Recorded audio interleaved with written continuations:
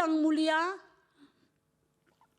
Ketua dan para hakim konstitusi, saya berdiri di hadapan Yang Mulia bukan sebagai ahli hukum, melainkan sebagai seorang ibu yang kehilangan anaknya untuk selamanya. Anak saya meninggal karena kekerasan, nyawanya hilang dan tidak akan pernah bisa digantikan. Namun dalam proses hukum yang saya lihat dan saya alami, nyawa anak saya seolah diganti dengan hukuman 10 bulan penjara. Bagi saya sebagai ibu, itu bukan sekedar angka. Itu adalah rasa keadilan yang terasa sangat jauh dari hati nurani. Yang Mulia Ketua dan para hakim konstitusi serta hadirin sidang yang saya hormati. Perkenankan saya, Leni Damani, ibu dari Mikael Histon Sitanggang, anak umur 15 tahun yang meninggal dunia karena dianiaya TNI bernama Sertu Reja Falipi, yang kemudian TNI tersebut hanya dihukum 10 bulan. Izin saya menyampaikan kesaksian dalam persidangan ini sebagai bentuk tanggung jawab saya sebagai warga negara yang menjunjung tinggi konstitusi, hukum, dan prinsip keadilan. Kehadiran saya di hadapan Yang Mulia bukan untuk kepentingan pribadi maupun golongan tertentu, melainkan semata-mata untuk menyampaikan fakta dan atau pandangan yang saya ketahui, alami, dan pahami secara langsung sesuai dengan sumpah yang telah saya ucapkan. Pada tanggal 24 Mei 2024, saya itu sedang berada di Siantar, sedang memakamkan orang tua saya yang baru meninggal. Anak saya tinggal di Medan karena dia mau perpisahan, mengingat anak saya sudah kelas 3 SMP. Anak saya kemudian menelpon kakaknya yang bekerja di luar negeri untuk mengirim uang membeli makan. Setelah dikirim, anak saya pun pergi mengajak temannya untuk bersama membeli makanan. Ternyata temannya itu sedang duduk di dekat rel kereta api. Anak saya bilang ke dia, ayo beli makanan. Terus temannya balas, tunggulah dulu. Disinilah dulu kita nonton ada tawuran ini. Anak saya pun kemudian ikut duduk menonton. Yang kemudian ternyata masa tawuran itu ditertibkan oleh keamanan dan lari ke arah anak saya dan teman yang sedang duduk. Melihat itu anak saya pun ikut berlari, yang kemudian ternyata ditangkap oleh tentara yang merupakan Babinsa, dan Babinsa itu memukul anak saya dan menendang sampai kemudian anak saya terjatuh ke bawah jembatan sedalam 2 meter. Ketika anak saya mencoba untuk merangkak ke atas, anak saya kembali dipukul dan ditinggalkan saja di situ oleh Babinsa ini. Lalu teman-temannya pun menolong anak saya untuk dibawa berobat. Mereka pun membawa ke klinik awalnya. Sampai di klinik yang diobati hanya luka-luka dari luar seperti lecet dan kepalanya berdarah. Lalu kawan-kawannya anak saya ini pun membawa ke rumah. Ternyata waktu malam-malam anak saya ini mengeluh, sakit katanya. Kemudian dibawalah dia ke rumah sakit Muhammadiyah. Anak saya perempuan saya yang di luar negeri itu pun nelpon ke saya. Dibilangnya, "Mak, tengoklah dulu si Mikael itu, udah mau dia." Kami pun akhirnya video call sambung 3. Saya pun akhirnya melihat anak saya itu sudah dipompa jantungnya sama dokter. Langsung menangislah saya karena saya masih di kampung saat itu. Langsung berangkat ke Medan. Di hari itu juga saya dan keluarga saya langsung pergi ke kantor polisi Polsek untuk membuat laporan.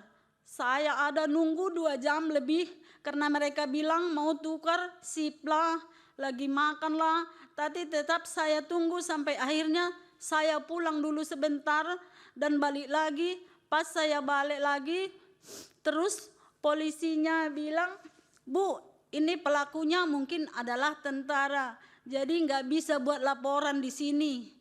Ibu buat laporan di Denpom saja." Saya pun kemudian diarahkan untuk buat laporan di Denpom 15 Medan. Pas saya sampai di Denpom, saya ceritakan semua masalah saya. Ternyata Denpom pun nggak bisa buat laporan karena hari Sabtu, katanya nanti datang ajalah ibu pas hari Senin. Tetapi pada saat itu salah satu orang Denpom pergi bersama saya untuk melihat lokasi juga bersama seorang saksi yang melihat kejadian itu. Orang Denpom itu pun pergi juga ke Koramil dan ditunjukkan ke anak itu foto-foto Babinsa yang ada di situ, dan saksi itu juga mengatakan ini orangnya. Orang Denpom itu mengatakan ke saya kalau ini nggak perlu dipisum lagi karena sudah tahu orangnya. Ibu datang aja Senin supaya kita buat laporan. Saya pun akhirnya membuat laporan di Denpom tanggal 28 Mei 2024. Berjalannya waktu nggak ada kemajuan sama sekali terhadap laporan saya. Saya pun mencari damping ke LBH Medan. Setelah itu kami pun akhirnya mencoba datang ke beberapa tempat termasuk ke Jakarta untuk mencari keadilan terhadap anak saya. Kami pergi ke Puspom Angkatan Darat di Jakarta, kami pergi ke Komnas HAM, ke KPI dan LPSK supaya saya mendapatkan keadilan. Kemudian barulah ada pergerakan dari Denpom itu pun sangat lama. Mereka baru menetapkan tersangka pada bulan Januari tahun 2025 dan baru mulai disidangkan bulan 7 tahun 2025. Itu pun pada saat persidangan Sertu Reja Falevi ini tidak ditahan, masih bebas di luar. Bahkan dia pernah datang ke rumah saya membawa buah dan uang mau dikasih ke saya, tapi saya tolak. Waktu saya dipanggil pun untuk diperiksa sidang, saya merasa persidangan itu ketat sekali.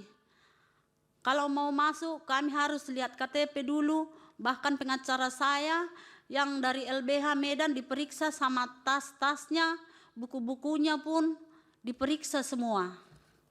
Akhirnya tanggal 20 bulan Oktober 2025 keluar putusan terhadap Sertu Reja Falevi itu penjara 10 bulan.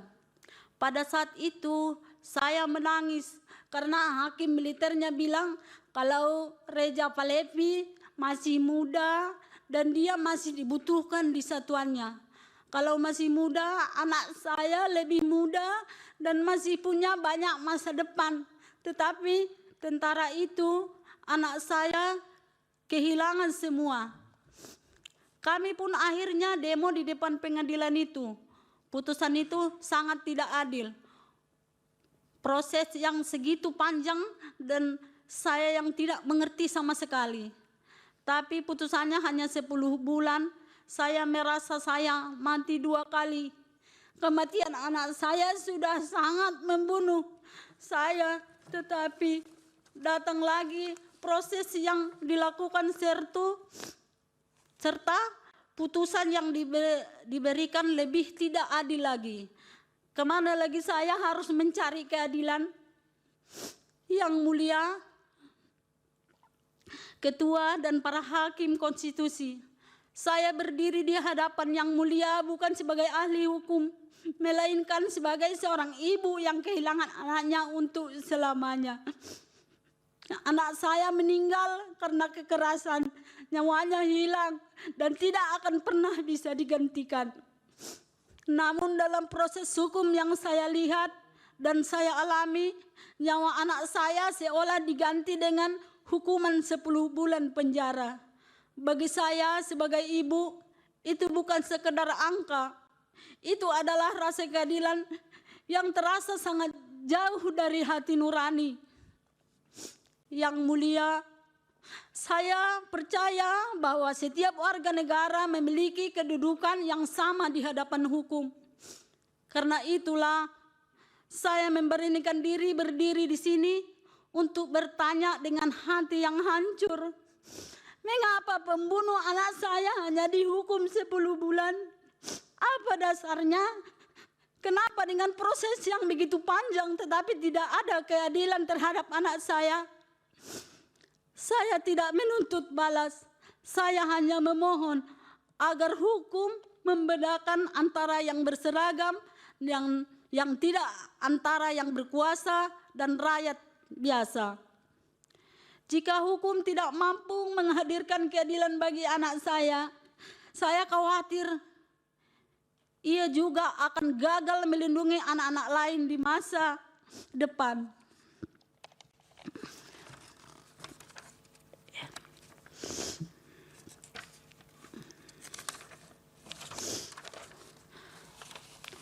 Dengan penuh hormat dan harapan terakhir, sebagai seorang ibu, saya menyerahkan perkara ini kepada kebijaksanaan yang mulia Majelis Hakim Konstitusi.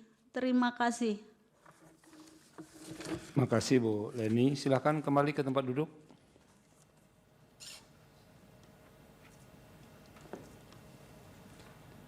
Kita lanjut sekarang pendalaman terhadap ahli dan saksi. Mungkin lebih berfokus kepada kepada ahli, karena kalau saksinya tadi kan sudah kita ikutin.